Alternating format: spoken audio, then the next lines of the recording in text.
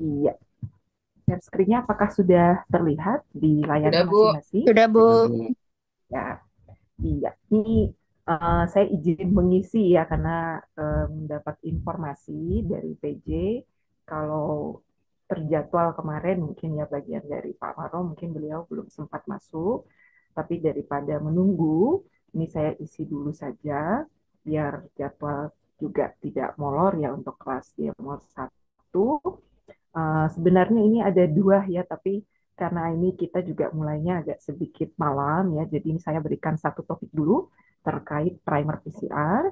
Kemudian mungkin nanti saya komunikasikan lagi dengan PJ agar kalau memang ada waktu, mungkin besok kita bisa ambil satu topik lagi. Jadi terkait dengan bioinformatika dasarnya. Jadi itu karena itu cukup panjang dan nanti akan berkaitan juga dengan praktikumnya ya. Jadi praktikumnya juga nanti ada praktikum secara online ya.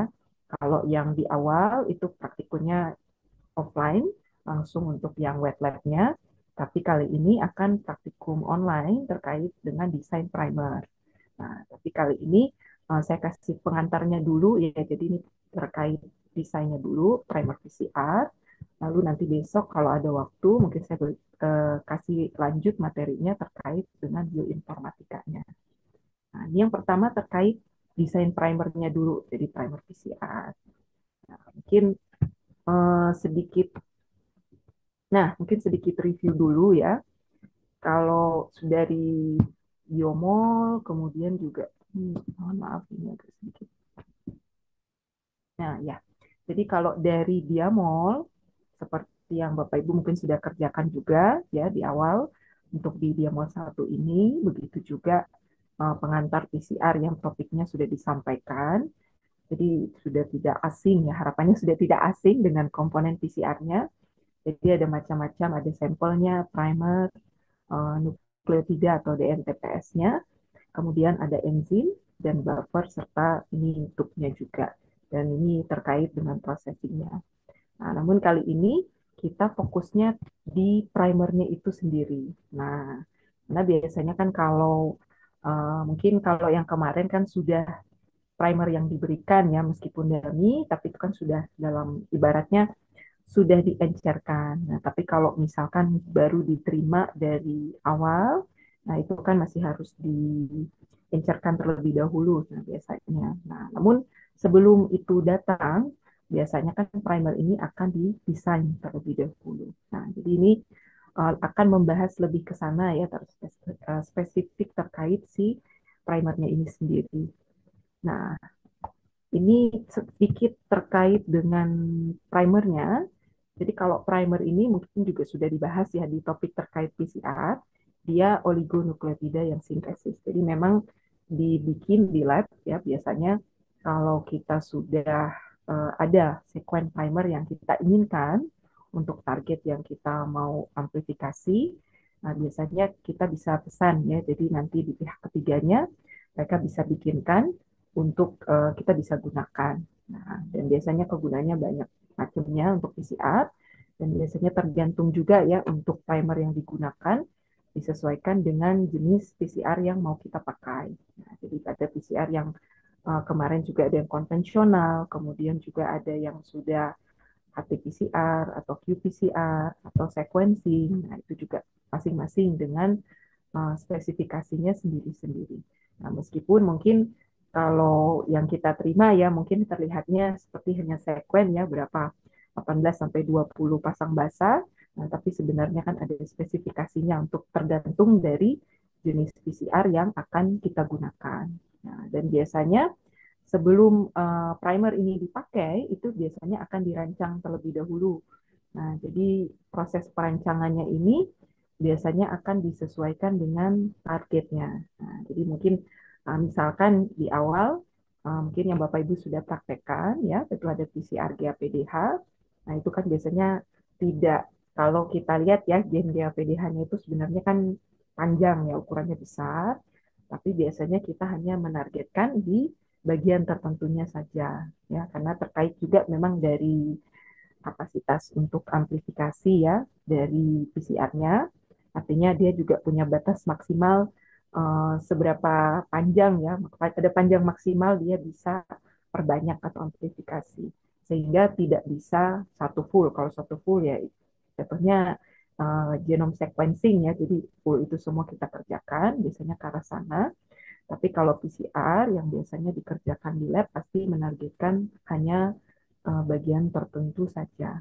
Nah, biasanya bermodal dari situ akan dirancangkan sekuen primer yang urutannya kita bilang reverse complement.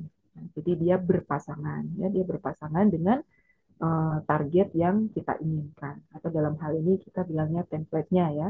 Tapi template itu kan biasanya DNA genom yang keseluruhan. Tapi ini pasangannya itu biasa kita targetkan spesifik ya daerah yang kita mau. Nah, itu biasanya di sana. Jadi seperti ini ilustrasi kalau yang digambar sini biasanya digambarkan seperti ini. Nah, jadi ini bagian yang ini sebelum kita mengerjakan itu biasanya memang ada proses untuk mendesain ya untuk pengerjaannya. Dan memang primer ini juga akan ini ya menentukan spesifisitas dari, atau keberhasilan dari primernya. Nah, jadi kalau memang primer yang kita gunakan dia juga bagus, ya pasti hasilnya kita juga bagus. Misalkan kita mau yang spesifik ya, spesifik itu sangat ditentukan sama primernya. Tapi kalau primer yang kita desain juga tidak bagus ya, itu biasanya atau kualitasnya buruk ya. Nah, itu pasti hasil PCR-nya juga pasti akan buruk. Nah, biasanya hasilnya jadinya non spesifik ya atau meskipun ada amplifikasinya tapi tidak sesuai dengan target yang kita mau. Nah, itu biasa macam-macam itu ada efek dari kalau primer yang kita bikin ya itu tidak sesuai. Nah, jadi biasanya sebelum primer itu datang ya tentunya pasti mereka akan ngecek dulu ya. Jadi ada parameter-parameter yang memang digunakan untuk bisa kita menyatakan bahwa oh ini primernya bagus atau oh ini primernya tidak bagus. Nah, itu nanti kita lihat satu persatu. Nah, ini beberapa kriterianya ya. Nanti akan saya bahas satu persatu. Nah, tapi ini mungkin ini proses pada saat desain primer. Nah, nanti Bapak Ibu juga akan mengerjakan ya di praktek. Mudah-mudahan nanti kalau di Sabtu mendatang tidak ada yang mengisi ya, nanti saya mohon izin. Kalau memang mungkin ya, mungkin Pak Maro atau Bu Puji materinya yang belum yang mungkin belum terselesaikan dan seharusnya mengisi tapi belum bisa. Nah, nanti mohon bantuannya dari PJ-nya bisa menghubungi. Jadi saya bisa memberikan nanti mengisi dengan praktikum ya, tapi praktikum terkait si desain primer. Nah, jadi sebelum kita masuk ke pemesanan dari primernya, nah biasanya bisa kita mendesainnya itu kita sendiri yang mengerjakan atau kita bisa meminta pihak ketiga. Nah, jadi memang biasanya ada yang khusus ya untuk vendornya yang dia mengerjakan juga terkait desain primer. Nah, nanti untuk desain primer ini ada beberapa kriteria itu yang biasanya dicek ya. Nah, ini beberapa di sini nanti saya jelaskan satu-satu. Yang pertama itu panjang dari primernya. Nah, mungkin kalau Bapak Ibu kemarin mengerjakan PCR ya pada saat praktikum ya, itu pastikan ada diinformasikan di sana ya terkait sekuen primernya. Nah, itu biasanya ada kriteria khusus untuk bisa dikatakan panjang primernya ini bagus atau tidak. Ya, jadi bisa kita dikatakan bisa kita pakai atau enggak. Nah, jadi biasanya memang optimalnya ya itu pasti panjangnya kisarannya ya 18 sampai 24 BP ya atau pas base pair atau pasang basah. Nah, jadi biasanya di kisaran sini ya yang primer yang kita bilangnya optimal ya. Nah, kenapa optimalnya di sekitaran sini? Karena kalau sekuennya terlalu pendek ya, nah kalau terlalu pendek pasti dia amplifikasinya nanti justru jadinya tidak spesifik ya, jadi hasilnya itu non spesifik. Nah, kenapa? Karena kalau sekuennya pendek, berarti kemungkinan untuk dia bisa nempel ya pasti akan lebih dari satu bagian ya yang punya susunan yang seperti itu. Jadi kemungkinannya justru semakin besar. Nah, ketika dia bisa nempel kemana-mana, maka justru hasil ketika kita melakukan PCR Nah, nanti hasil amplifikasinya itu bisa jadi dia sedikit atau bahkan non-spesifik. Jadi ada amplifikasinya, hanya dia bisa off target. Jadi tidak sesuai dengan yang kita inginkan. Nah, itu kalau misalkan dia terlalu pendek ya. Nah, jadi kalau dia terlalu panjang, justru kebalikannya. Nah, kalau terlalu panjang, dia akan sedikit sulit untuk bisa dia nempel di area yang kita mau. Nah, jadi untuk dia penempelan juga sulit. Kemudian semakin panjang, itu pasti suhu dari annealing ya, biasanya proses nanti ada namanya TM ya, melting suhu apa namanya peleburnya ya. Nah, itu biasanya akan mempengaruhi dari suhu annealing ya kan. Kalau Bapak Ibu kemarin sempat setting mesin PCR kan biasanya di proses PCR kita ada setting suhu annealing ya. Nah, biasa suhu ini dia akan dipengaruhi dari suhu TM ya, suhu melting ya, atau suhu lebur dari si masing-masing primer. Nah, dan suhu itu biasanya akan dipengaruhi ya dari komposisi dari si primer yang kita gunakan. Nah, jadi kalau sekuennya itu bukan hanya masalah komponen QC ya, karena tapi juga kalau semakin banyak ya pasti suhunya juga semakin tinggi ya. Kalau suhunya semakin tinggi ya suhu annealingnya juga nanti akan mempengaruhi juga, akan semakin tinggi juga. Jadi justru akan semakin sulit nanti dia nempel ke template yang mau kita gunakan. Nah, selain dia sulit mau nempel, ya biasanya justru akan terbentuk yang namanya struktur sekunder, ya. Salah satunya hairpin, ya. Jadi karena saking panjang primernya, nah dia bisa justru berikatan dengan si di dalam si primernya itu sendiri, ya. Jadi seharusnya kan primer kita maunya dia nempel ke template-nya kita. Nah, itu tapi justru kebalikan nanti dia bisa nempel sendiri. Sehingga justru tidak tidak ada amplifikasinya. Nah, itu seperti itu. Dan di sisi lain, semakin primer yang kita gunakan panjangnya semakin panjang ya, nah itu biasanya biayanya akan lebih mahal. Nah, kenapa? Karena biasanya primer itu harganya ditetapkan per basa. Nah, jadi kalau kita semakin panjang sekuennya ya harganya juga pasti nambah. Nah, tentunya kita menginginkan harganya yang ini ya, yang murah ya. Jadi biasanya kalau kita mendesain primer, pasti ada beberapa pasang ya. Kalau misalkan primernya yang optimalnya ada beberapa ya, misalkan lebih dari satu, nah pasti opsi terakhir kita pilih yang panjang primernya, sekonya lebih paling pendek ya, supaya kita juga bisa mangkas dari biaya untuk pemesanan si primernya. Itu biasanya seperti itu. Nah, kemudian yang berikut panjang ampikon ya. Ini biasanya akan menyesuaikan memang dengan PCR yang mau kita pakai ya. Jadi ini misalkan ya, kalau PCR yang konvensional ya, itu yang biasanya yang uh, basic yang ini, nah itu biasanya paling maksimalnya itu ada di 1.000 pasang basah. Nah, tapi biasanya kalau yang qPCR misalkan, ya itu biasanya dia lebih pendek dari ini. Atau kita mendesain primer untuk keperluan sequencing. Nah, itu juga pasti akan pendek ya karena ada masing-masing spesifikasinya ya. Sehingga itu biasanya akan disesuaikan. Nah, sehingga biasanya ketika kita desain primer, nah kita juga harus melihat, nah apakah ini memang menyesuaikan dengan PCR yang mau kita kerjakan atau tidak. Nah, kemudian di sisi lain juga biasanya ini akan berkaitan dengan apakah dia sesuai dengan target yang kita mau atau tidak. Nah, karena biasanya kan target yang kita mau, kalau terutama target yang sifatnya spesifik ya, misalkan di daerah tertentu atau kadang-kadang kan ada yang mintanya di ekson tertentu. Nah, itu kan biasanya spesifik sekali ya, maksudnya amplifikasinya tuh berapa ya panjangnya. Nah, itu kita bisa dari sana juga menentukan.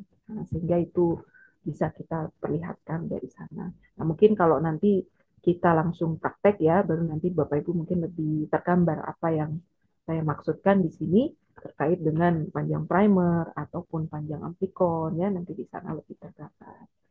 Nah, yang ketiga ini terkait dengan konten GC ya, atau berapa jumlah atau proporsi ya dari basa guanin dan sitosin dalam primer yang kita miliki ya, dalam sekuen primernya. Nah, biasanya kalau optimalnya yang bagus primernya, dia persentasenya harus ada di sekitaran ini ya, 40 sampai 60%. Meskipun yang paling optimal lah ya, itu sebenarnya ada di 50%. Jadi di pertengahannya itu paling optimal ya untuk komponen G dan C, jadi guanin sama sitosinnya. Nah, mungkin Bapak Ibu ada yang bertanya, kenapa? Kenapa harus, maksudnya ada proporsi ya di sekitar ini.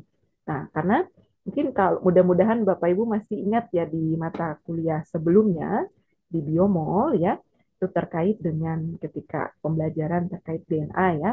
Nah, itu kan biasanya satu basa nukleotida dia dengan yang lain ya ketika membentuk. Kalau DNA kita kan untayan ganda ya. Nah, itu ketika dia mau berpasangan, itu kan dia pakai ikatan hidrogen ya. Jadi kalau basa nukleotida guanin sama sitosin, nah ini dia ikatan hidrogennya itu ada tiga, ya, tiga ikatan hidrogen. Sementara kalau basa nukleotida yang adenin sama timin itu ikatan hidrogennya hanya dua. Nah, efeknya apa ya? Jadi semakin banyak eh, basa guanin sama sitosin dalam primernya kita ya, sekuen primernya, berarti implikasinya nanti suhu TM ya, suhu meltingnya atau suhu leburnya itu juga nanti akan semakin tinggi. Nah, kalau misalkan dia semakin tinggi, nanti kita akan kesulitan untuk menentukan suhu annealing. Nah, karena biasanya primer itu ketika dia datang ya, kan nanti masing-masing dari um, primer yang forward sama reverse itu pasti dia punya suhunya sendiri-sendiri. Jadi misalkan suhu meltingnya untuk primer forwardnya katakanlah 55 derajat. Nah, kemudian nanti suhu yang reverse-nya, primer reverse, nah itu katakanlah mungkin 56. Nah, kalau seperti ini kan dia agak sedikit berdekatan ya dan tidak terlalu. Nah, tapi kalau misalkan ini terlalu rendah, nah itu juga nanti akan sulit juga ya untuk si apa namanya si primernya untuk bisa nempel ya. Jadi memang kalau terlalu rendah juga komponen guanin sama sitosinya nanti susah juga primernya untuk menempel ke template ya karena harus stabil ya penempelan dari si primer ke template. Nah, kenapa kalau tidak stabil nanti ketika proses PCR ya proses ketika ekstensi ya mau dibikin ya di situ untuk primernya. Nah, itu malah nanti kesulitan ya nanti dia terlepas bisa-bisa di tengah jalan dia lepas dari si template. Kalau itu kalau konten komposisi guanin sama sitosinnya itu persentasenya bisa kurang ya, dari 40%. Meskipun memang ya ada beberapa referensi juga bilang 30% ya, tapi sebenarnya 30 itu masih termasuk rendah ya, jadi itu untung-untungan. Nah, jadi memang yang paling bagus ya minimalnya lah kalau itu 40%. Meskipun yang optimalnya 50. Nah, sebaliknya kalau misalkan guanin sama sitosin ya persentasenya tinggi ya. Nah, itu malah nanti suhu nalingnya justru tinggi ya. Nanti akan sulit dia untuk menentukan suhu naling. Nah, jadi semakin kecil juga sulit, semakin apa tinggi juga nanti sulit ya untuk konten di sini. Nah, sehingga persentasenya biasanya ya yang wajarnya itu uh, sekarang sih standarnya makanya 40 sampai 60. Sekalipun memang ya kalau yang optimal ya tentunya tengah-tengah 50, kisaran 50, 55, nah itu bagus. Kecuali memang kita desain ya ternyata kebanyakan semua nemunya di 40 ya atau mungkin ada yang paling tinggi ketemunya mungkin 60 sampai 60 ya mungkin kita bisa ambil itu. Nah, karena ini juga kembali lagi ya bergantung sama template yang mau kita gunakan ya karena yang namanya primer ini kan dia berpasangan ya sama si template-nya ya. Kalau template-nya ciri-cirinya banyak apa bahasa guanin sama sitosin ya pasti nanti juga primer yang kita gunakan nanti akan banyak di sana ya. Nah, kecuali memang kita sudah desain ya sedemikian rupa ya supaya dia tidak primernya jangan menempel ya ke area yang banyak guanin sama sitosinya sehingga nanti primernya juga konten isinya tidak terlalu banyak misalkan. Mungkin seperti itu. Nah, kemudian ini GC claim ya. Nah, jadi GC claim ini yang dimaksudkan ya dengan GC claim itu adalah adanya basa guanin sama sitosin pada ujung ya bagian tiga aksen ya atau tri prime. Nah, jadi ini memang harus ada ya. Jadi meskipun apa namanya guanin sama sitosinnya ini memang harus ya perlu ada juga di dalam primer yang kita desain ya. Hanya memang harus ada paling tidak maksimal dua ya. Nah, jadi maksimalnya dua di ujung tiga aksen. Nah, kenapa? Karena ini untuk membantu stabilitas primernya pada saat penempelan. Nah, mungkin saya sedikit kasih contoh biar tergambar ya apa sih yang dimaksudkan dengan disiplin ini. Nah, mungkin saya sedikit next dulu. Nah, ini contohnya. Jadi ini misalkan ini ada satu sekuen primer seperti ini ya. Jadi primernya ini ada yang di 5 aksen, kemudian 3 aksen itu di sini. Jadi di jadi yang dimaksud dengan GC claim ya, jadi dalam 5 bahasa yang terakhir ya pada 3 aksen di sini ya.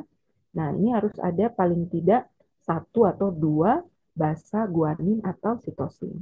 Nah, sebagai contoh ini ada satu ya basa sitosinnya di sini. Nah, atau di bawah ini contoh lain juga ada.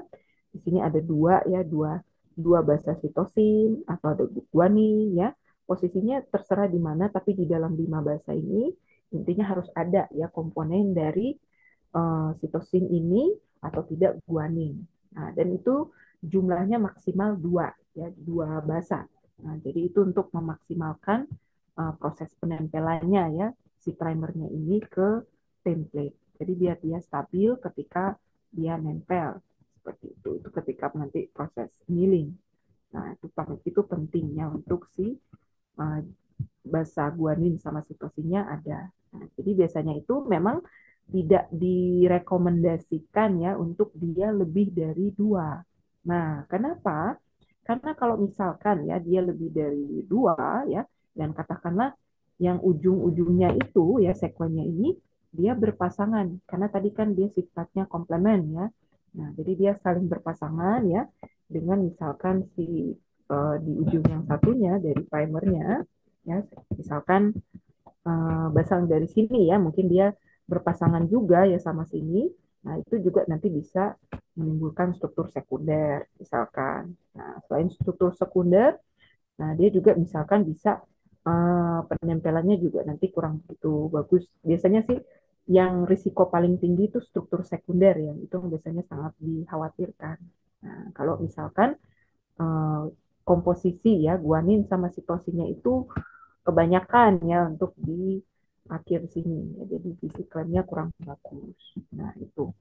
Nah, yang berikutnya ini ada namanya RANS. Nah, ini RANS juga dia kasusnya 11-12 ya sama dengan GC claim, tapi kalau yang GC claim ini yang dimaksud ya kan komposisi guanin sama sitosin di bagian tiga aksen ya atau 3 prime di sini.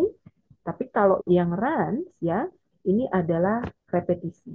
Nah, jadi misalkan GGGGG atau AAAA. Nah, itu.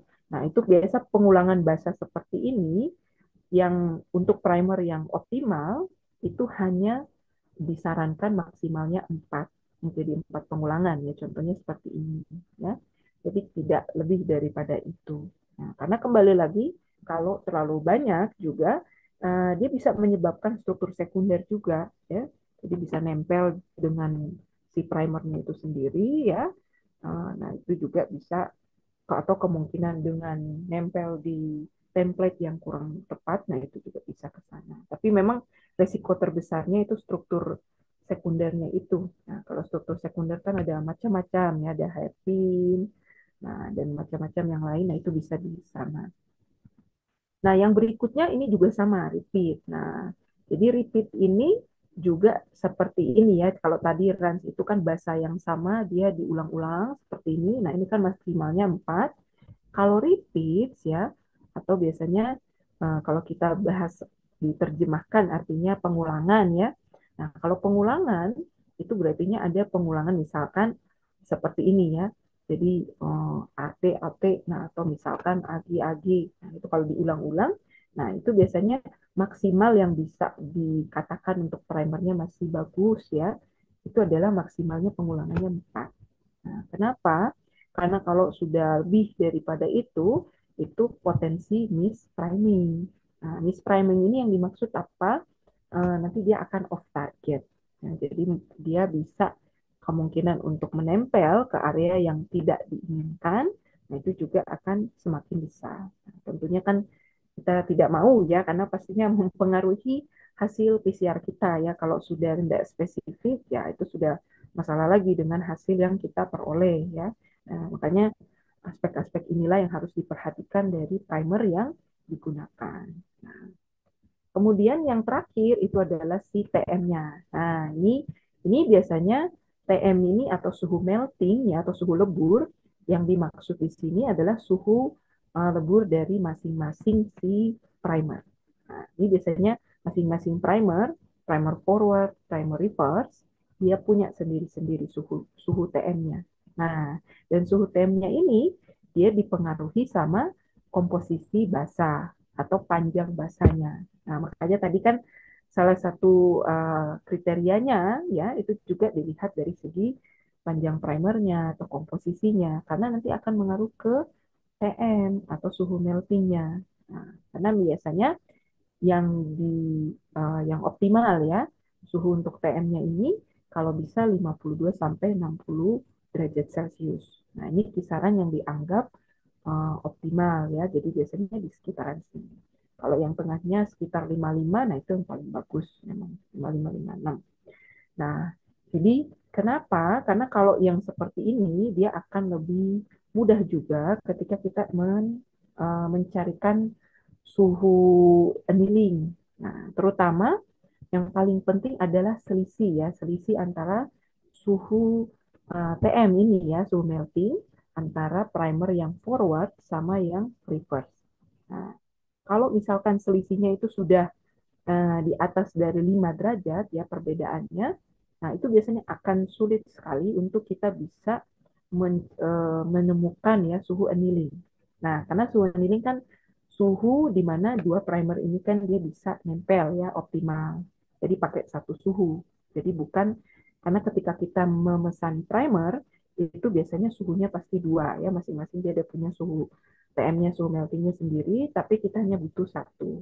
Nah, itu yang biasanya kita gunakan di settingan suhu annealing. Nah, yang sebelumnya Bapak Ibu sudah pernah men-setting ya di mesin thermal cycler. Nah, itu biasanya ditentukannya memang dari TM ya, jadi suhu melting masing-masing si primer. Nah, apa yang dimaksud dengan suhu TM di sini itu adalah suhu di mana 50% ya DNA duplex ya atau untayan gananya berubah menjadi untayan tunggal.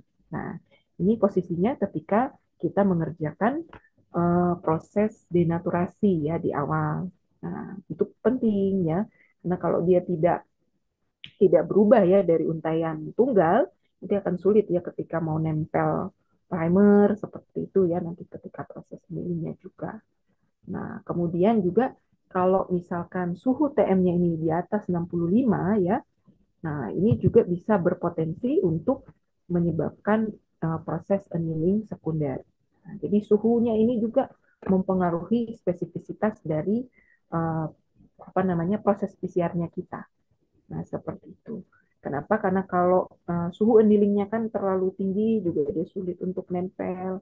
Kemudian kalau dia juga terlalu rendah, nah itu juga nanti nempelnya juga kemana-mana. Nah itu semua juga nanti ditentukannya memang sama si TM ini. Nah ini biasanya punyanya si primer ya masing-masing. Nah ini mungkin sekedar informasi ya ini kalau untuk proses perhitungan ya secara manual ya. Jadi manual itu biasanya untuk perhitungan suhu temnya biasanya bisa menggunakan rumus ini ya. Nah, jadi untuk 2AT, jadi ini 2 kali jumlah basa nukleotida adenin sama timin ya. Ini jumlah dalam sekuen apa namanya primernya, kemudian 4 kali dengan si guanin dan sitosin jumlah basa guanin dan sitosin dalam primernya.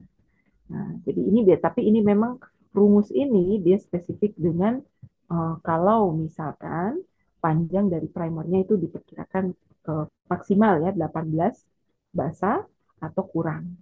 Nah, kalau lebih dari itu biasanya agak sedikit dipengaruhi ya sama faktor lainnya juga. Nah, makanya biasanya, tapi kalau saat ini biasanya memang perhitungan si TM ya, ini kita tidak perlu khawatir, biasanya sudah ada softwarenya ya, jadi sudah ada aplikasi. Nah, itu biasanya dia akan otomatis kalau kita keluar ya, untuk primer yang kita mau, dia udah kasih tahu nanti sama suhu TM-nya. Ya, jadi bisa kita gunakan. Nah, itu seperti itu. Nah, jadi ini sekedar gambaran aja tadi terkait PM-nya ya. Jadi memang harus 50%-nya ya dia terdenaturasi. Nah, ini biasanya di suhunya itu. Nah, seperti itu. Nah, kemudian, nah ini yang tadi ya, yang GC claim. Nah, ini yang berikutnya, primer yang kita gunakan itu juga biasanya dicek apakah primer tersebut akan menghasilkan struktur sekunder. Nah, jadi struktur sekunder yang dimaksud itu seperti apa? Misalkan seperti ini. Nah, ini yang tadi dia nempel sama dirinya sendiri sehingga dia membentuk struktur yang kita bilang hairpin. Jadi seperti jepitan rambut ya, makanya disebutnya ini struktur hairpin. Nah, itu kenapa? Karena pasti ada pasangan bahasanya di sini ya, yang seperti tadi ya, mungkin konten GC-nya atau GC claim-nya ya, atau mungkin run-nya ya, sehingga dia bukannya nempel dengan template, tapi dia justru nempel dengan si primernya itu sendiri. Nah, ini kalau dia membentuk struktur seperti ini, kita sebutnya hairpin ya. Tapi ada juga yang dibilang self dimer ya. Jadi dia nempel tapi dengan apa namanya si primer itu sendiri ya, misalkan primer forward tapi dia justru nempel dengan si di dalam forward itu sendiri kayak gini ya. Nah, cuman ini bentukannya seperti jepitan rambut ya, ini kita sebutnya hairpin. Kalau self dimer juga kurang lebih sama ya, tapi bentukannya sedikit berbeda dengan ini. Nah, kemudian kalau cross dimer ya, ini si primernya ini bukan nempel dengan template ya, tapi dia justru dia nempel dengan misalkan primer forward, dia justru nempel dengan primer reverse-nya. Nah, ini kayak seperti ini. Jadi dua-duanya, apapun itu bentuknya, struktur sekundernya, nah ini biasanya justru eh, sangat ini ya, justru membuat PCR-nya jadi gagal karena dia nggak nempel ke template yang kita mau ya. Jadi itu ada yang disebut seperti ini cross dimer ya biasanya, atau kadang kita juga bisa nyebutnya apa namanya primer dimer ya, seperti itu. Jadi dia justru nempel dengan pasangannya, jadi bukan dengan template. Nah, biasanya untuk kita mengetahui apakah primer tersebut eh, apa namanya nanti akan menghasilkan ya struktur-struktur sekunder ini atau enggak ya. Nah, tentunya kalau untuk primer yang optimal tidak boleh ada ya struktur sekunder seperti ini ya. Harus yang optimal tentunya dia hanya menempel dengan template-nya saja, dengan targetnya saja, dan itu pun harus yang spesifik ya. Makanya tadi ada banyak sekali parameter yang digunakan ya untuk memastikan itu. Um, tapi kalau selain itu kita biasanya untuk menentukan ya kita juga melihat dari ada yang namanya delta G. Nah, ini nanti ketika Bapak Ibu nanti kita mengerjakan di praktikum ya, nanti akan melihat yang namanya self tree ini ya, self tree prime complementary. Nah, jadi ini untuk apa namanya sebagai acuan ya untuk kita bisa menilai oh ini akan membentuk struktur sekunder tidak. Nah, misalkan struktur sekunder hairpin, nah itu kita lihatnya yang self tree accent ya ini self tree prime complementary. Nah, itu biasanya kalau kita desain ya nanti di softwarenya ya itu sudah akan muncul ya delta G-nya. Jadi perhitungannya berapa. Nah, itu biasanya dalam satuan kilokalori per mol ya. Nah, jadi ini kita menggunakan perhitungan energi seperti ini ya untuk memastikan ini bakal terbentuk nggak struktur sekundernya. Nah, sederhananya seperti itu. Nah, jadi dengan perhitungan ini nanti ada nilainya ya. Jadi misalkan yang hairpin dia harus lebih dari minus 2 kilokalori per mol. Nah, jadi dengan batasan ini nanti kita tinggal cross check ya perolehannya berapa. Nah, kalau ini biasanya kita tidak perlu menghitung sendiri ya atau mencari tahu ya seperti itu, tidak perlu menghitung yang ibaratnya manual seperti itu enggak ya. Jadi sudah dibantukan dengan software ya. Jadi nanti dia tinggal akan memunculkan nilainya aja ya. Jadi tinggal kita apa namanya membandingkan saja ya dengan apa namanya dengan kisaran yang optimalnya ya seperti ini ya untuk dibandingkan. Oh, kalau dia masih masuk ya, kalau misalkan dia ternyata masih ya masuk di dalam lebih dari -2 kcal per mol ya berarti dia oke ya. Nah, jadi dia tidak membentuk hairpin.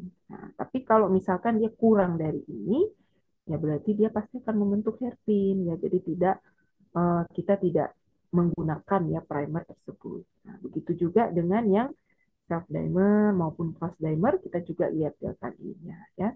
Nah, ini nanti bisa kita perlihatkan. Mungkin nanti pada saat praktikum ya, nanti pada saat saya tunjukkan ya prosesnya seperti apa, nanti biar Bapak Ibu juga bisa terbayang. Nah, yang saya maksudkan ini apa ya? Ini yang namanya struktur sekunder ya. Nanti di situ bisa ditunjukkan. Nah, kemudian ini contoh ya, kalau tadi saya menyampaikan panjang lebar ya terkait teoritisnya. Nah, biasanya ini kebetulan contoh hasil desain primer ya yang dikerjakan menggunakan primer blast ya. Jadi ini software ya yang ada di websitenya NCBI. Nah, jadi nanti Bapak Ibu juga pada saat praktikum ya, yang praktikum untuk desain primernya juga nanti akan melihat seperti ini. Nah, jadi misalkan ya, jadi misalkan ini salah satu contoh yang saya cuplik ya dari hasil desain primer. Nah, jadi nanti ketika kita udah mencari ya hasilnya keluar ya, nah nanti pada saat praktikum nanti Bapak Ibu akan mengerjakan, nanti bisa melihat prosesnya seperti apa. Nah, kemudian muncullah hasil seperti ini ya. Nah, jadi misalkan ini primer pair 1. Nah, biasanya akan lebih dari satu pasang primer ya. Tinggal kita menilai mana yang masuk primer yang optimal, mana yang tidak. Nah, misalkan ada primer yang mungkin ya secara panjang sekuennya di sini, oh dia masuk primer yang optimal. Nah, tapi ternyata setelah kita ngecek TM-nya atau GC-nya atau mungkin yang ini ya, yang self complementary ya, ini yang tadi ya delta G. Nah, ternyata tidak masuk dalam kategori yang optimal. Nah, kalau seperti ini bagaimana? Ya tentunya primernya tidak bisa kita gunakan. Berarti kita harus menemukan primer lain yang sesuai. Nah, biasanya ketika kita mendesain, nanti akan muncul beberapa pasang ya primer, sekuen primernya. Kemudian kita tinggal mengecek saja, oh kira-kira nanti ini panjangnya sudah sesuai belum sama yang optimal. Kalau tadi kan 18 sampai 24 ya. Nah, oh ini ternyata panjangnya sudah sesuai. Atau oh ternyata ini TM-nya sudah sesuai enggak? Karena tadi kan 52 sampai 60. Nah, jadi itu kita bisa mengecek di sini. Nah, kemudian GC juga. Misalkan oh tadi harusnya 40 sampai 60%. Nah, ini ternyata oh di sini dua-duanya sudah masuk. Nah, berarti udah oke. Okay. Nah, kemudian ini self complementary. Nah, atau self yang ini ya, yang 3 aksen complementary. Nah, ini yang saya tadi katakan, yang ini ya, self three complementary sama self complementary. Nah, artinya dia mengecek apakah primer tersebut nanti dia membentuk hairpin atau self damer atau enggak, ya. Jadi berdasarkan tadi kan ada nilainya 4 atau 2 ya, berarti dia positif kan. Nah, berarti dia otomatis udah masuk lebih ya dari sini -2. Nah, berarti itu kan sudah termasuk optimal. Nah, jadi biasanya kita checklist satu-satu ya.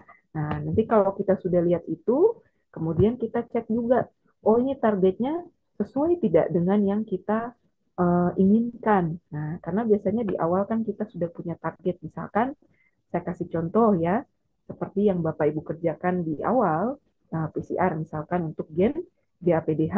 Nah, jadi ini tentunya harus tertulis di sini ya, kalau nanti dia akan mengamplifikasi gen GAPDH ya. Kalau misalkan nih muncul di sini justru katakanlah ini gennya justru kok BRCA1 atau mungkin ini gen apa namanya HTT ya, artinya pokoknya gennya berbeda dari targetnya kita, berarti itu kita bisa menyimpulkan bahwa primer tersebut dia tidak spesifik ya. Artinya dia bisa menempel ke daerah lain yang bukan targetnya kita. Sehingga kita mengkhawatirkan ketika kita menggunakan primer tersebut ya, dia justru bisa off target ya ataupun hasilnya muncul tapi tidak spesifik ya. Nah, itu biasanya kalau sudah ada indikasi seperti itu, kita tidak menggunakan. Ya, pasti kita carikan yang lain yang sesuai ya dengan apa yang kita inginkan. Jadi selain parameter-parameternya, tapi juga kita melihat apakah akan apa amplifikasi di targetnya kita atau tidak ya. Jadi kalau sudah beda ya tentunya itu akan sangat bermasalah ya. Jadi kita pasti tidak akan menggunakan. Nah, jadi nanti pada saat praktikum nanti juga Bapak Ibu akan melakukan proses seperti yang barusan saya jelaskan ya. Jadi akan mengecek sudah mendesain ya, kemudian nanti akan dicek ya primernya seperti apa. Nah, kemudian nah kalau tadi ini kan biasanya primer yang terkait parameternya ya yang optimal itu kira-kira dari segi mana apa aja ya dan seperti apa ya parameter optimal untuk primer. Nah, ini biasanya memang dikerjakan sebelum primer itu dia dipesan. Nah, mungkin Bapak Ibu banyak yang sudah tinggal pesan saja ya, tapi biasanya kita bisa minta si vendornya ya, company-nya untuk bikinkan buat kita ya, dan tinggal kita terima, kemudian kita kerjakan saja di lab ya. Tapi primer yang selama ini Bapak Ibu kerjakan ya dalam bentuk sudah berupa larutan ya yang sudah diencerkan ya, kemudian dipipet ya kalau di lab. Nah, itu sebenarnya awalnya akan prosesnya seperti ini dulu ya. Jadi ada proses desain, kemudian pengecekan. Nah, bagaimana kita mendapatkan primer ini semua? Nah, jadi ada banyak caranya ya. Nah, yang pertama, kita bisa mencari dari referensi yang sudah ada. Misalkan ya, menggunakan referensi jurnal. Jadi katakanlah mungkin ada studi yang sudah menggunakan primer yang targetnya ternyata sama dengan apa yang kita ingin kerjakan. Ya, apa yang kita ingin amplifikasi, yang mau kita lakukan PCR-nya ya. Nah, ternyata mereka juga menggunakan target yang sama. Nah, kita bisa menggunakan ya referensi primer yang mereka pakai ya untuk kita ambil dari situ sekuennya. Nah, tentunya meskipun kita sudah ambil dari situ ya, kita harus mengoptimasi dengan kondisi yang ada di labnya kita. Ya, karena biasanya kan kalau kita mau optimasi, tentunya akan menyesuaikan dengan peralatan yang misalkan ya, saya kasih contoh thermal cycler aja. Nah, itu biasanya kan suhunya katakanlah mereka sudah menemukan yang optimal ya, mungkin suhu kneadingnya segini, siklusnya segini ya. Yang kemarin Bapak Ibu sempat mengerjakan di setting ya di mesin thermal cycler.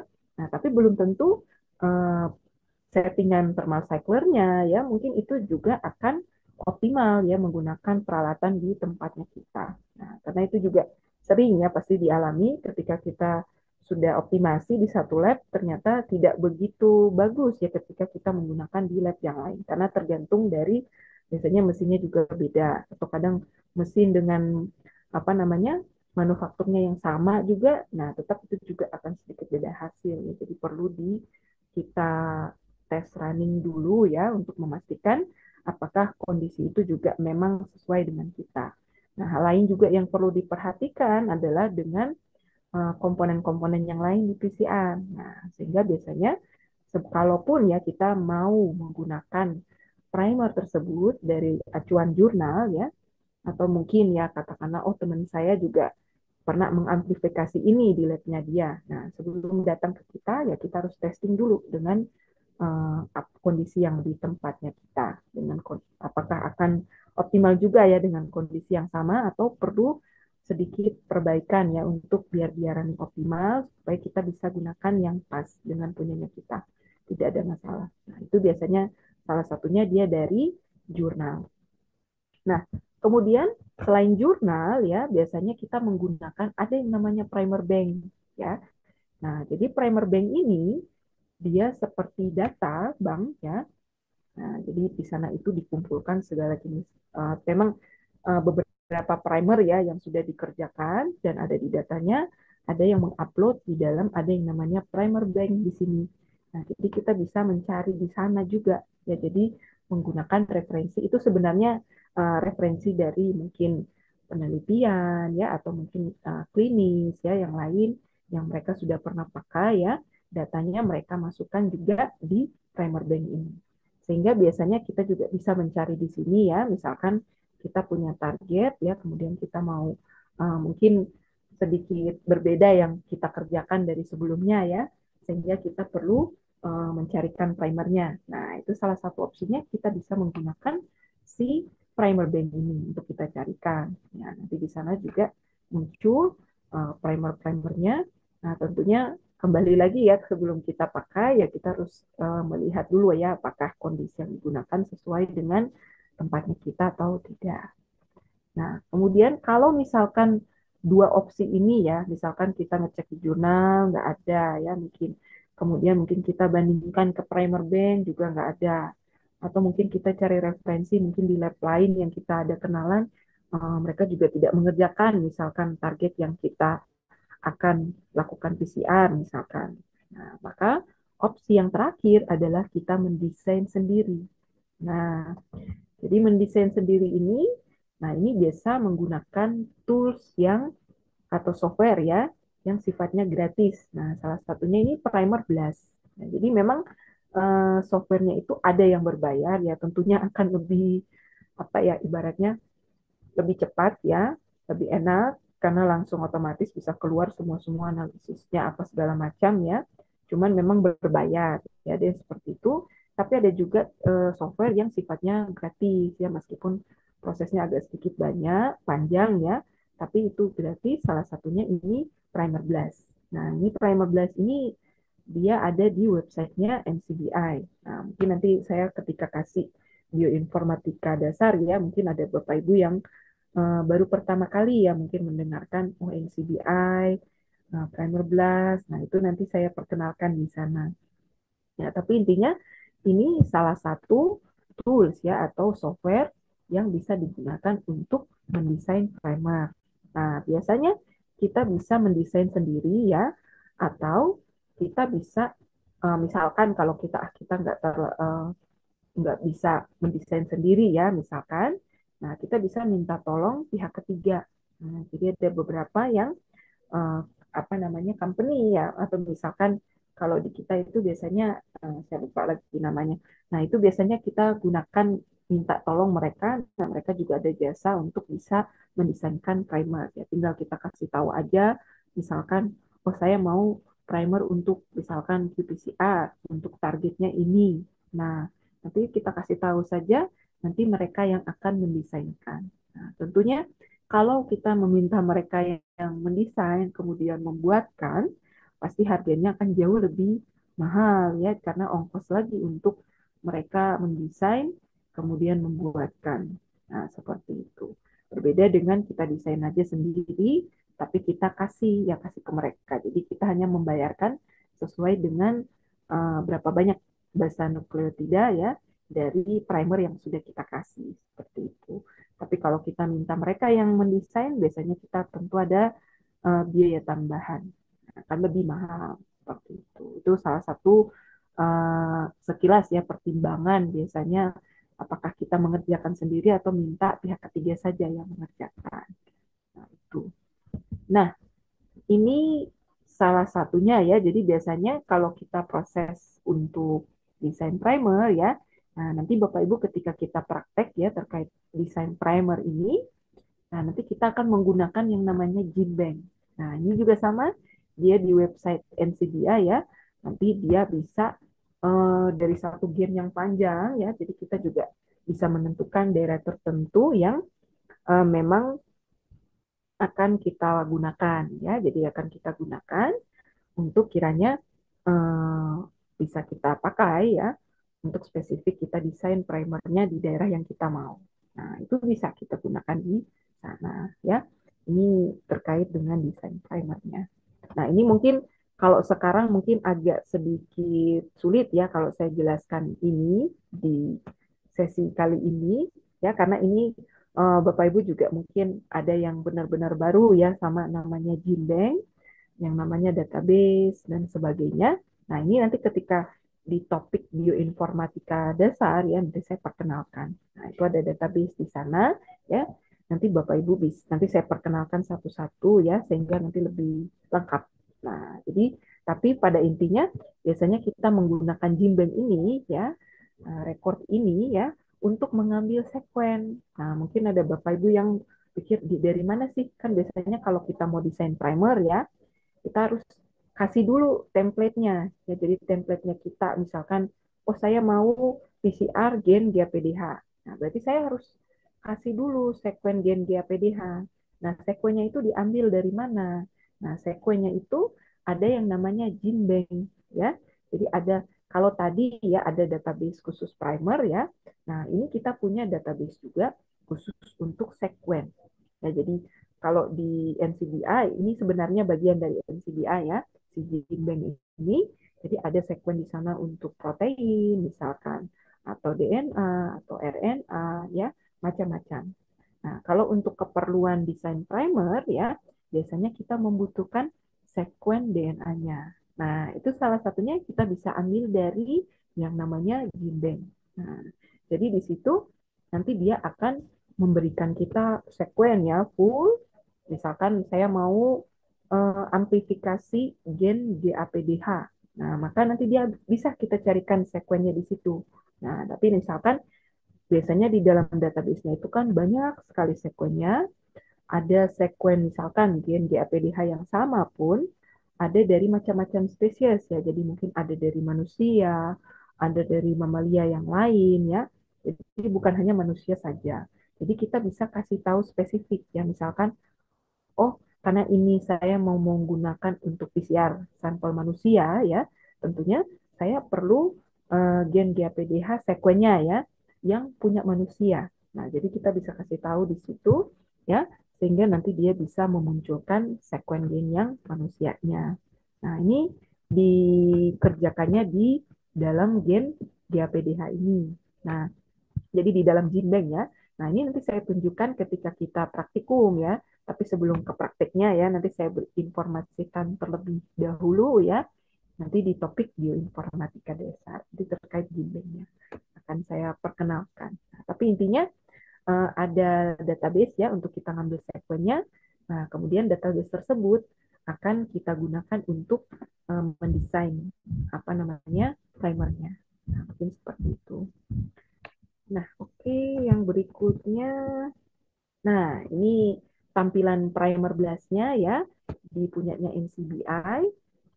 Nanti pada saat Bapak Ibu praktek ya, nanti ini akan saya tunjukkan satu persatu ya. Tapi intinya ini yang tadi saya katakan ya, pada saat kita mau desain, kita harus masukkan template-nya.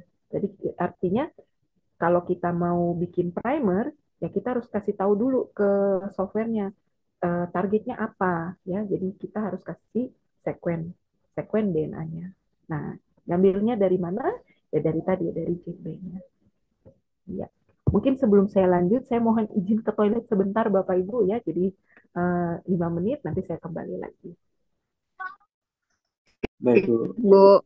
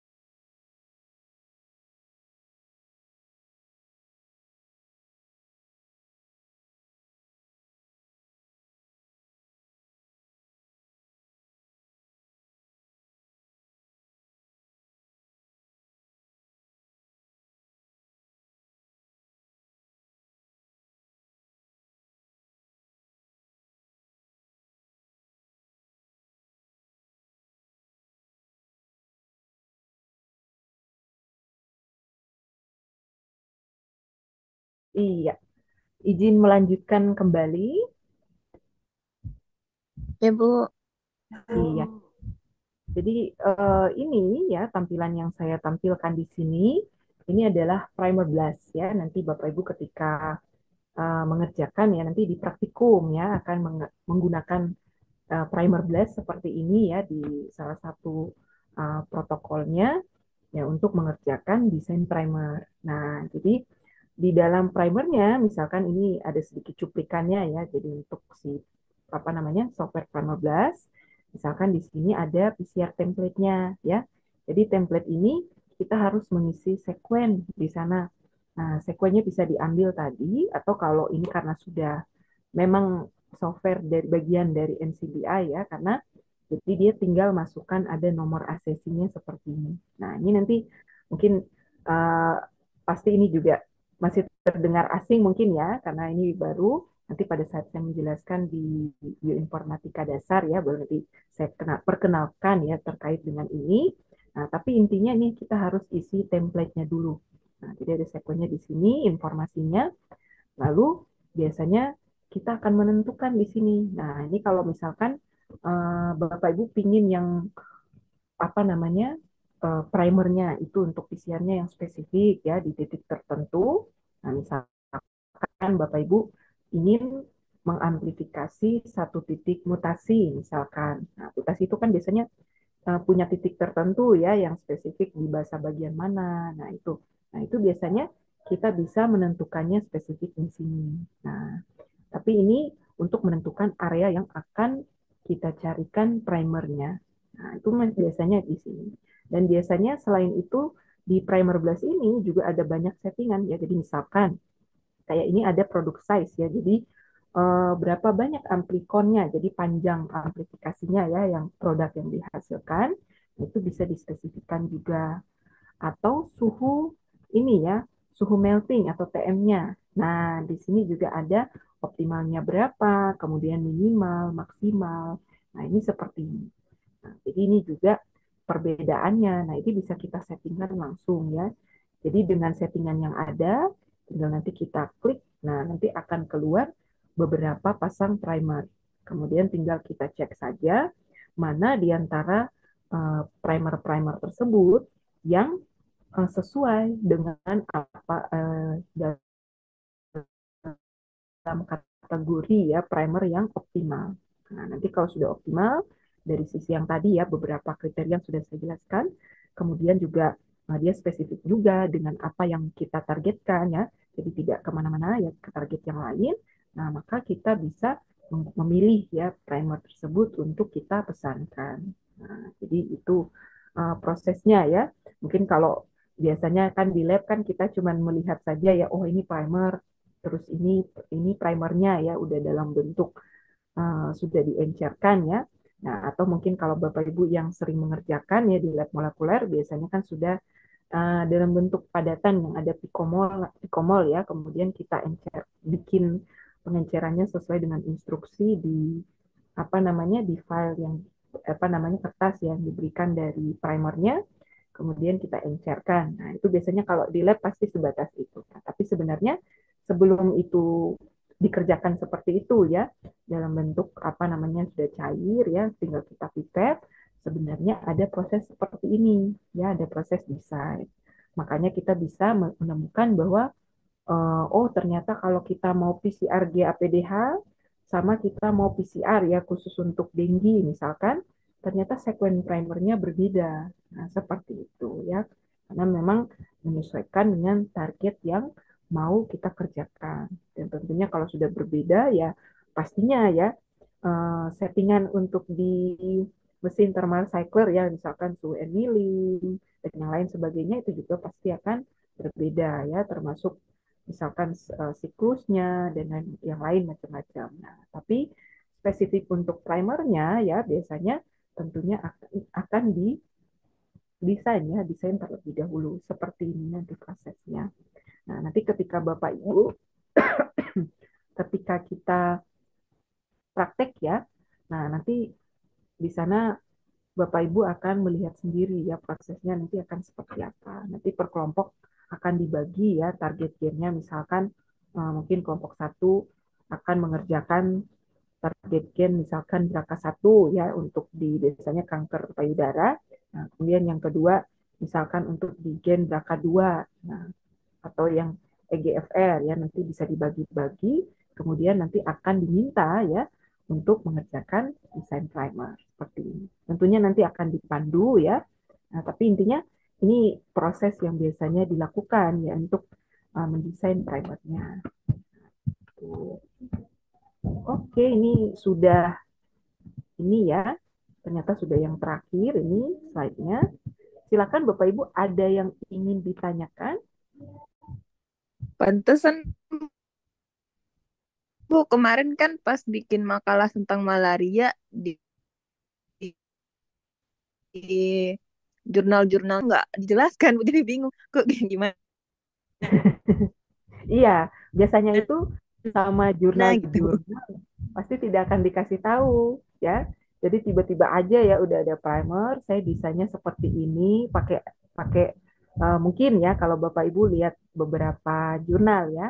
Kalau kemarin sempat mengerjakan ada makalah, kemudian ada lihat primer ya, tiba-tiba aja primernya mungkin muncul atau mungkin ada yang mungkin dia kasih tahu ya misalkan ini didesain dengan menggunakan ini ya misalkan menggunakan primer blast ya atau apalah softwarenya di situ kan ada macam-macam ya jadi dia cuma kasih tahu softwarenya terus sudah dapat primernya aja tapi dia nggak tahu dia tidak kasih tahu ya prosesnya itu seperti apa kok tiba-tiba bisa dapat sekuennya seperti itu ya memang banyak yang tidak tidak apa namanya tidak memberitahukan ya karena terus terang biasanya ya biasanya kalau proses yang tadi saya jelaskan nah ini mungkin kan baru teoritis ya nanti kalau Bapak Ibu kita praktek langsung ya ada protokolnya nah itu memang bisa dibilang jadi trademark juga ya untuk beberapa perusahaan karena memang mereka yang mengerjakan ini mereka menyediakan jasa ya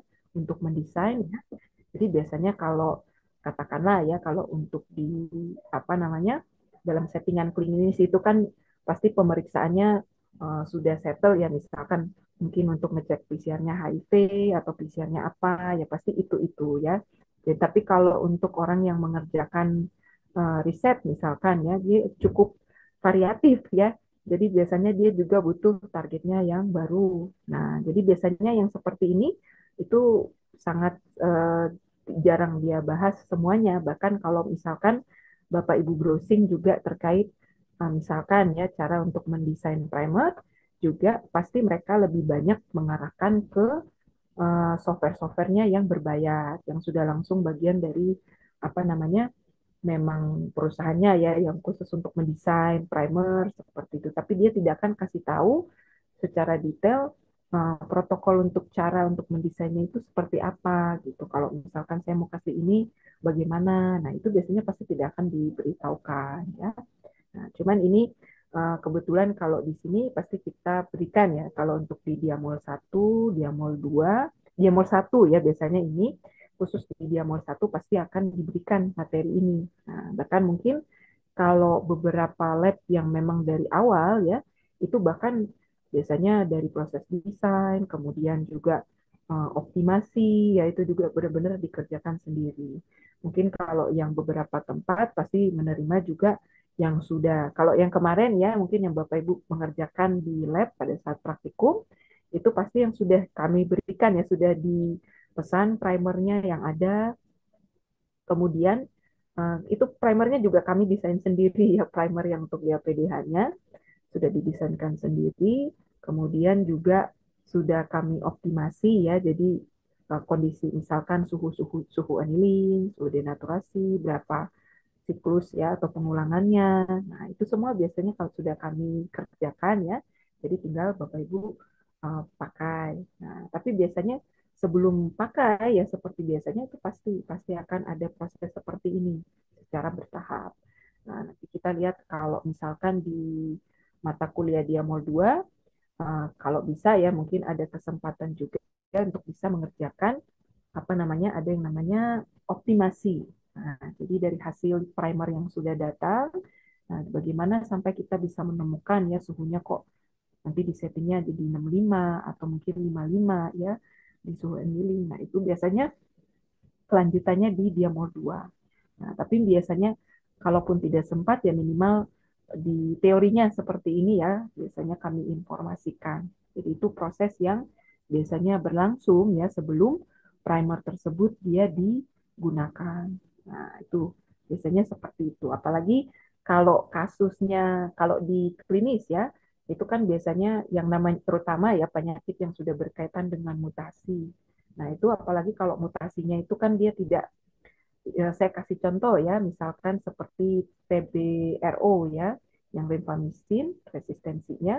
Nah, itu mungkin kalau yang sekarang kan mungkin berdasarkan di mesin ya, mesin PCM-nya ya, itu mungkin berdasarkan data yang beberapa yang awal-awal mereka mendesain. Nah, tapi kalau ke sini-sini, kalau kita lihat informasi yang terkini ya terkait di penelitian misalkan. Nah, itu kan sebenarnya sudah banyak titik mutasi juga yang berkaitan ya dengan resistensinya, tapi juga ternyata berbeda dengan titik yang awal yang didesainkan primernya. Nah, itu biasanya pasti harus diulang lagi, maksudnya harus disesuaikan lagi primernya. Nah, jadi biasanya pasti akan menyesuaikan kalau untuk desain primer, karena primer ini dia akan menentukan ya spesifisitas dari PCR yang mau kita gunakan, entah itu PCR yang konvensional, yang qPCR, mau yang RT-PCR. Nah, itu pasti sangat-sangat berkaitan dengan primer yang akan kita pakai. Nah, sehingga biasanya cukup perlu, biasa akan ada penyesuaian ya. Nah, itu biasanya seperti itu. Nah, mungkin itu dari Bapak Ibu, mungkin ada yang mau bertanya lagi? Iya, mungkin agak sedikit, mungkin karena baru ya. Nah, jadi saya paham mungkin ada mungkin bisa juga belum terbayang sekali ya. Nah, tapi nanti ketika Bapak Ibu kita mengerjakan praktikumnya ya, nanti praktikumnya baru nanti Bapak Ibu lihat sendiri prosesnya seperti apa. Nah, itu Bu, iya, ini tuh silakan. Grammar Blast itu lewatnya web ya Bu, nggak pakai aplikasi gitu kan. Terus NCBI itu yang dimaksud NCBI yang ada PubMed gitu kan Bu? Ya, betul, betul. Jadi NCBI yang ada PubMed ya. Jadi kalau di NCBI itu kan sebenarnya mungkin saya coba browsing ya biar kelihatan ya sama Bapak Ibu. Mungkin sini lagi. Nah, kalau NCBI ini sebenarnya kan database ya. Dia punyanya Amerika. pengelolanya ya dari Amerika nih kalau database-nya. Tapi sebenarnya dia ada macam-macam di sini. Dia ada sub divisinya. Jadi mungkin yang kalau Bapak Ibu kemarin ya mungkin menggunakan untuk cari bahan untuk skripsi ya pasti lebih banyak diarahkannya yang PubMed-nya di sini ya untuk publikasi. Nah, ini biasanya PubMed, biasanya di sini ada publikasi-publikasinya. Nah, tapi selain PubMed ya untuk publikasi, dia ada macam-macam database-nya, ada database yang sudah dia kelompok-kelompokkan ya. Jadi misalkan di sini ada tentang gen, ada tentang genom, ada untuk protein, nah, ada macam-macam di sana. Hanya memang biasanya kalau untuk keperluan mendesain primer ya atau kita mau mengambil sekuen ya, nah itu pasti kita akan memilihkan database yang GIM di sini. Nah, ini nanti pada saat kita praktek ya terkait dengan database-nya, nah nanti Bapak Ibu juga akan mengerjakan. Jadi tentunya harus familiar dulu ya sama, minimal diperkenalkan dulu ya, kenalan dulu sama database-nya supaya ketika melakukan desain primer sudah tidak canggung ya. Jadi nanti akan secara bertahap ya nanti dia akan diperkenalkan. Tapi intinya ini di dalam website NCBI ini, nah ini ada macam-macam ya. Jadi selain kalau yang database gen ini, ya ini untuk gen ya, ini biasanya kita bisa mengambil sekuen ya yang kita mau itu apa. Nah, jadi kalau Bapak Ibu ada yang mungkin bertanya-tanya ini kalau desain primer mau butuh template itu ngambilnya dari mana ya. Nah, itu kita ngambilnya dari sini. Jadi ada database-nya ya, ada bank datanya. Nah, kemudian kalau untuk blast ya yang untuk mendesain primer tadi itu biasanya kita di sini ada menunya yang namanya blast. Nah, ini mungkin kalau saya klik di sini, nah nanti dia akan masuk ke beberapa software ya. Nah, ini ada beberapa software macam-macam. Cuman ini mungkin kalau saya perkenalkan sekarang agak sedikit berat ya. Jadi mungkin di bioinformatika dasar nanti saya akan perkenalkan satu persatu itu apa ya. Nah, tapi ini berbagai jenis software ya yang ada di dalam BLAS ini. Nah, ini salah satu yang biasanya kita gunakan untuk desain primer, namanya primer BLAS. Nah, tapi memang kelebihannya ya kalau yang ini dia gratis, ya, jadi tidak berbayar. Kita mau ngambil sekuennya pun gratis. Jadi tidak ada ibaratnya perizinan seperti itu ya. Meskipun ada juga data untuk ini ya sekuen sekuen yang lain ya. Misal salah satunya namanya DDBJ ya, itu punyanya Jepang. Nah, itu biasanya beberapa sekuennya kan berpaten ya. Jadi kalau kita mau mengambil, itu biasanya harus kita perizinan dulu ya ke pihak yang punya ya, punya patennya. Nah, tapi kalau untuk di NCBI, nah kenapa ini jadi pilihan yang banyak ya? Mungkin kalau Bapak Ibu banyak yang kemarin mungkin ada jurnal yang digunakan juga menginformasikan terkait NCBI. Nah, kenapa mereka banyak menggunakan ini? Karena memang gratis ya, jadi tidak ada perizinan, kemudian tidak berbayar juga. Jadi sangat-sangat disukai ya untuk pengguna ya kalau kita mau mengambil dari sini. Jadi analisisnya gratis kalau di sini. Kemudian juga kalau misalkan misal ya, misal Bapak Ibu kita mengerjakan sekuensi, saya kasih contoh ini kasus yang nyata ya. Misalkan yang kemarin COVID ya, awal-awal ketika baru awal teridentifikasi ya, di awal yang pas awal di Wuhan, sebelum mereka identifikasi kalau oh iya ini COVID ya. Nah, itu juga ada lakukan beberapa proses ya dianalisis secara bioinformatika. Nah, itu salah satunya mereka juga bisa ngecek ya sekuennya di dalam database yang ada di dalam NCBI. Nah, biasanya menggunakan menu yang ini, yang nucleotide blast. Nah, karena di sini database punyanya NCBI ini cukup yang terbesar ya dibandingkan database atau bank data ya, bank data punyanya Eropa itu ada satu ya, ada ABI, kemudian punyanya Jepang. Nah, itu juga tidak sebesar ya punyanya NCBI ini. Sehingga biasanya kalau ada misalkan teridentifikasi ya mungkin virus atau mungkin patogen yang lain yang baru ya untuk kita bisa identifikasi. Nah, itu biasanya kita juga bisa cari di database-nya. Nah, itu salah satunya juga bisa di sini. Nah, nanti besok saya perkenalkan ketika di bioinformatika dasar ya. Nanti baru Bapak Ibu bisa lihat di situ. Nah, jadi ini bisa digunakan. Nah, jadi kita bisa lihat juga oh sekuennya kita ini kira-kira dia identitasnya itu apa gitu, di sekuen apa ya. Nah, itu bisa salah satunya kita cari menggunakan database di sini. Jadi kita bisa melacak. Jadi mungkin itu, terutama kalau identifikasi misalkan ini spesiesnya yang baru gitu ya. Nah, itu bisa kita lihat oh ini paling mendekatinya di mana. Itu bisa kita tentukan. Nah, dari sini. Nah, cuman mungkin nanti perkenalan mungkin ya yang lebih detailnya kalau yang sekarang agak sedikit banyak ya kalau misalkan mau semua diinformasikan di saat ini ya mungkin agak sedikit sulit. Jadi sebaiknya nanti terpisah di materi bioinformatika dasar. Nah, nanti saya informasikan di sana. Tapi betul Pak ini memang punya dari NCBI ya yang ada uh, PubMed-nya ya. Jadi ada macam-macam di sini ya karena dia juga ada publikasinya, kemudian bukunya juga ada ya. Jadi database-nya cukup besar ya sehingga dia harus bikin pembagian ya dikategorikan seperti ini ya untuk memudahkan penggunanya bisa mencari data yang dia inginkan. Jadi kalau yang lagi cari jurnal misalkan untuk misalkan Bapak Ibu skripsi untuk mau cari jurnal ya itu bisa menggunakan PubMed di sini. Atau mau mencari buku ya juga di sini ada koleksi bukunya juga ada.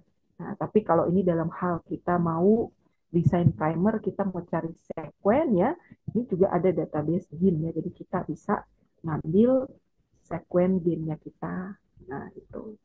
Nah, mungkin seperti itu dulu ya. Nanti detailnya besok nanti kalau ada waktu besok ya, nanti saya teruskan lagi.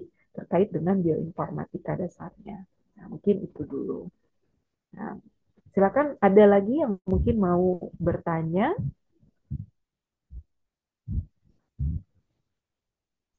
Bu, terima kasih. Bu, Iya, kayaknya Bu. iya cukup dulu ya. Nah, ya mungkin nanti agak sedikit sulit juga ya kalau mungkin mau mencerna langsung malam ini karena mungkin juga masih baru juga ya. Nanti mungkin ketika kita lakukan praktikum ya, jadi nanti akan terbayang apa yang baru yang saya sampaikan di teori. Nah, mungkin seperti itu. Baik, kalau sudah tidak ada mungkin kita cukupkan. Hanya mungkin sebelum closing ya, nanti mungkin sebelum end meeting, mungkin kita screenshot terlebih dahulu ya. Jadi untuk apa namanya BAP-nya. Nah, mungkin itu saja dulu. Ibu izin SS ya, Bu. Iya, silakan.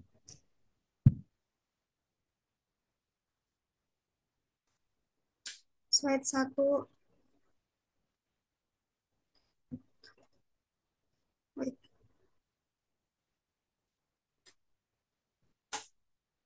Slide 2.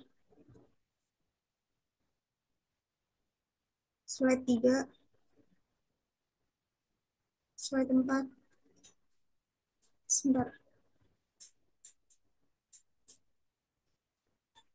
Ini, Ibu, maaf. Nanti mau minta materi yang sekarang sama yang kemarin ya, Ibu, yang pertama Ibu masuk. Oh iya betul. Saya terlupa. Ya nanti saya langsung kirimkan aja. Mungkin sekalian untuk yang besoknya juga nanti langsung saya kirim saja. Jadi nanti tinggal paparannya aja yang menyusul. Ya, baik, Ibu. Terima kasih, Ibu, sebelumnya. Iya, terima kasih banyak Bapak Ibu sudah berkenan ya untuk diambil waktunya di malam ini untuk diisi topik ya. Nah, terima kasih banyak. Mungkin sekian dari saya. Nanti untuk selanjutnya nanti saya berkomunikasi ya dengan PJ untuk kepastian waktu ya untuk yang berikutnya. Nah, mungkin sekian dulu dari saya. Saya mohon izin pamit untuk di Zoom. Nah, terima kasih banyak. Sama-sama Ibu. Terima Terima kasih, Bu. kasih. Terima kasih, Malam. Bu. Terima kasih banyak, Bu. Bu. Pulang ya.